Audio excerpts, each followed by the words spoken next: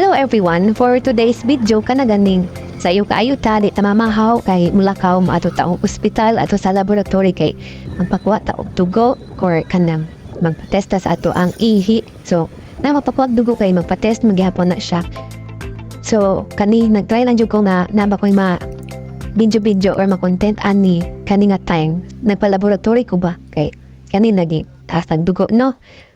So, kailangan ma-check it sa doktor kung ano o unsa ang mga possibilities. So, mas maayo ni nga magpa-laboratory ta basta na atay request no gikan sa atong doktor kay para ma-check jud ba kung kumusta na atong health kay simbako lang no kanang maunsa ta din hapit tungod sa atong ipangbati. Mas maayo man ni kanang ma-advisean ta or matan-aw gid nato or ma-warn ta.